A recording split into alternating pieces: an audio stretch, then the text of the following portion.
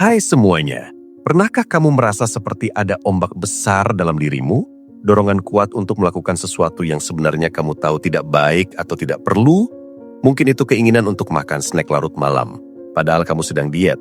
Dorongan untuk scroll media sosial terus-menerus saat harusnya kerja, atau bahkan rasa ingin marah-marah saat ada masalah.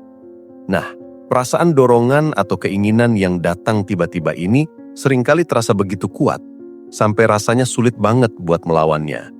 Kita sering berpikir kalau satu-satunya cara adalah dengan langsung menyerah pada keinginan itu, atau justru melawannya habis-habisan sampai kita kelelahan. Tapi, bagaimana kalau ada cara lain? Sebuah cara yang lebih kalem, lebih bijak, dan justru bisa membuat kita lebih berdaya. Disinilah teknik urge surfing masuk. Urge surfing itu secara harfiah berarti berselancar di atas gelombang keinginan. Bayangkan kamu di pantai dan ada ombak besar datang. Apakah kamu akan mencoba melawan ombak itu dengan sekuat tenaga sampai kamu tenggelam? Atau justru pasrah dan membiarkan ombak itu menyeretmu kemana-mana? Tentu tidak. Seorang peselancar yang handal tidak melawan ombak. Dia juga tidak menyerah begitu saja. Dia justru menggunakan kekuatan ombak itu untuk bergerak maju, mengendarainya, dan pada akhirnya ombak itu akan lewat. Begitulah konsep dasar dari teknik ini. Kita tidak melawan keinginan atau dorongan yang muncul, tapi kita juga tidak menyerah padanya. Kita belajar untuk mengamati, merasakan, dan membiarkan gelombang keinginan itu berlalu dengan sendirinya, tanpa kita terseret di dalamnya. Kenapa sih teknik ini penting? Karena seringkali, keinginan atau dorongan itu bukan sesuatu yang permanen. Mereka datang dan pergi, persis seperti gelombang. Masalahnya, kita seringkali terperangkap dalam siklus di mana kita merasa harus bertindak begitu keinginan itu muncul. Misalnya, saat kita ingin sekali makan coklat, rasanya pikiran kita langsung terfokus pada coklat itu, membayangkan rasanya, dan kita merasa harus segera memakannya untuk menghentikan penderitaan ini. Padahal, kalau kita bisa menahan diri sebentar, mengamati perasaan itu tanpa bereaksi, kita akan menyadari bahwa intensitas keinginan itu bisa menurun, bahkan bisa hilang sama sekali. Lalu, bagaimana cara mempraktikkan urge surfing ini? Intinya ada pada kesadaran penuh atau mindfulness. Saat dorongan atau keinginan itu muncul, langkah pertama adalah mengakui dan mengidentifikasinya. Jangan langsung menghakimi dirimu sendiri atau merasa bersalah. Cukup katakan pada dirimu, "Oh, ini dia, keinginan untuk misalnya merokok, sedang muncul." Beri nama pada perasaan itu. Ini membantu kita untuk menciptakan sedikit jarak antara diri kita dengan keinginan itu, sehingga kita tidak langsung melebur jadi satu dengannya. Setelah kamu mengidentifikasi, langkah selanjutnya adalah mengamati sensasi fisik yang muncul di tubuhmu. Keinginan itu bukan cuma di kepala loh, dia seringkali terasa di tubuh kita.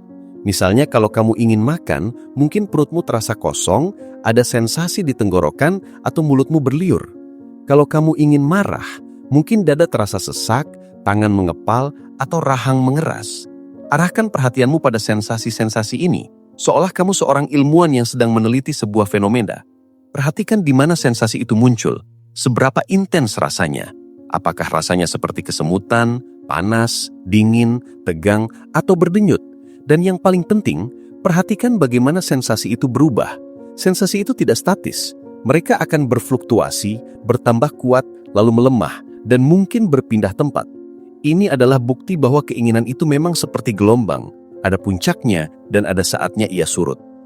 Saat kamu mengamati sensasi-sensasi ini, jangan mencoba mengubahnya atau menekannya. Ini bagian yang paling krusial.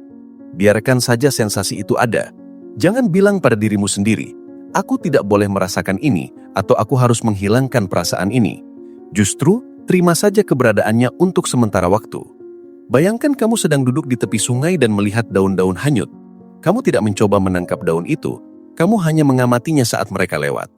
Begitu juga dengan keinginan dan sensasi yang menyertainya, biarkan mereka lewat. Seringkali, saat kita melakukan ini, pikiran kita akan mulai ikut campur. "Haduh, ini kapan hilangnya sih? Kenapa aku jadi mikirin ini terus? Mendingan aku langsung lakuin aja deh, biar cepat selesai." Ini normal. Akui pikiran-pikiran itu tanpa menghakiminya. Kamu bisa bilang pada dirimu, "Oke, ini pikiran tentang misalnya menyerah, sedang muncul." Lalu, perlahan-lahan, kembalikan fokusmu pada sensasi fisik di tubuhmu. Ibaratnya pikiran itu adalah kera-kera di kepalamu yang ingin menarik perhatianmu. Tapi kamu memilih untuk tetap fokus pada objek pengamatanmu, yaitu sensasi tubuh. Proses ini mungkin terasa aneh di awal dan mungkin kamu merasa ingin menyerah. Tapi ingat, ini adalah latihan. Semakin sering kamu melakukannya, semakin mudah dan semakin mahir kamu dalam berselancar. Kuncinya adalah kesadaran dan non-penilaian. Jangan marah pada dirimu sendiri kalau kamu merasa kesulitan atau kalau kamu akhirnya menyerah pada keinginan itu. Itu bagian dari proses belajar. Anggap saja sebagai data yang bisa kamu pelajari untuk latihan berikutnya. Penting untuk diingat bahwa urge surfing itu bukan tentang menekan emosi atau keinginan. Justru sebaliknya, ini adalah tentang memberikan ruang bagi mereka untuk ada, merasakan mereka sepenuhnya, namun tanpa membiarkan mereka mengendalikan tindakan kita. Ini adalah latihan untuk membangun resilience atau daya tahan mental, kemampuan untuk tetap teguh di tengah gejolak internal. Bayangkan otot, semakin sering kamu melatihnya, semakin kuat ia. Begitu juga dengan kemampuanmu untuk mengelola keinginan. Manfaat dari urge surfing ini banyak sekali. Pertama, kita jadi lebih sadar akan pola-pola keinginan kita. Kita bisa melihat pemicu-pemicu yang membuat keinginan itu muncul.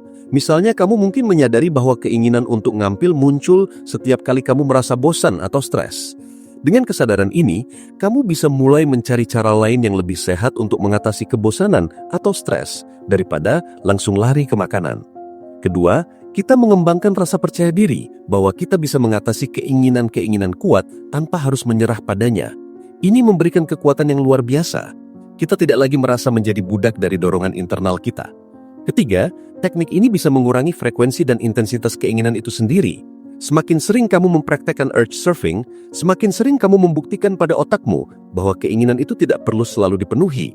Dan akhirnya, otakmu akan belajar untuk tidak terlalu sering memunculkannya dengan intensitas tinggi. Teknik ini bisa diaplikasikan untuk berbagai macam hal, mulai dari kebiasaan buruk seperti merokok, minum alkohol berlebihan, junk food, sampai kebiasaan digital seperti kecanduan media sosial atau game online. Bahkan untuk emosi-emosi sulit seperti marah, cemas, atau sedih. Ketika perasaan marah itu datang, alih-alih langsung meledak, kamu bisa mencoba urge surfing sensasi kemarahan di tubuhmu. Begitu juga saat cemas. Perhatikan sensasi tegang di dada atau perut. Jadi intinya, urge surfing itu adalah sebuah keterampilan. Seperti belajar naik sepeda atau berenang, butuh latihan dan kesabaran. Ini bukan tentang menghilangkan keinginan atau emosi, karena itu tidak mungkin. Keinginan dan emosi adalah bagian dari pengalaman manusia. Tapi ini tentang mengubah hubungan kita dengan mereka. Kita belajar untuk menjadi pengamat yang tenang, bukan korban yang terseret. Kita belajar untuk mengakui gelombang itu, merasakannya sepenuhnya, dan percaya bahwa pada akhirnya ia akan berlalu. Dan ketika gelombang itu surut, kita masih berdiri tegak, lebih kuat dan lebih bijaksana daripada sebelumnya. Bukankah itu tujuan yang sangat menarik untuk dicoba? Mulai dari sekarang, saat ada keinginan yang datang, coba deh jadi peselancar di atas gelombang itu ya.